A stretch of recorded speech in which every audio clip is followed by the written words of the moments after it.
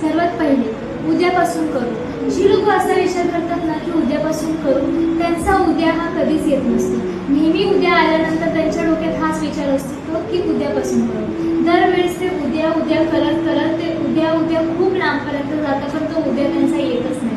त्यामुळे उद्यापासून करू हा विचार करणाऱ्यांची वजन कधीच कमी होत नाही. दुसरे, फक्त व्यायाम करणारी लोक. जे लोक विचार करतात की आपण फक्त व्यायाम करूया, ते जास्त करून व्यायामावर भर देतात. तर आपल्याला तसं करायचं नाही. थोडासा व्यायाम आणि त्याचसोबत आपल्याला डाएटची गरज आहे. जर डाएट आपल्यासोबत असेल तरच आपलं वजन कमी होतं. फक्त व्यायाम केल्याने आपलं मसल वेट कमी होतं, जे आपल्याला करण्याची गरज नाही. म्हणून जी लोक असा विचार करतात की आपण फक्त व्यायाम करू, त्यांचं वजन कधीच कमी होत नाही. तिसऱ्या प्रकारची लोक विचार करतात की सण आलाय ना, तर सण झाल्यानंतर आपण करूया. तर अशी जी लोक विचार करतात ना, त्यांचं सुद्धा वजन कधीच कमी होत नाही. ते फक्त सण येतोय आणि जातोय, सण येतोय आणि जातोय ह्याच विचारात असतात, पण सण झाल्यानंतर ते करतच नाही.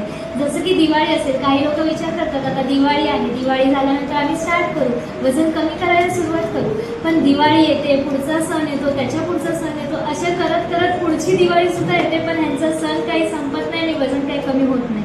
चौथ्या प्रकारची लोक ते विचार करतात आधी हे बंद करू मग करू. जसं की काही लोक चहा सोडतात, भात खाणं सोडतात, काही गोष्टी बंद बंद बंद अशी बंद करतच राहतात.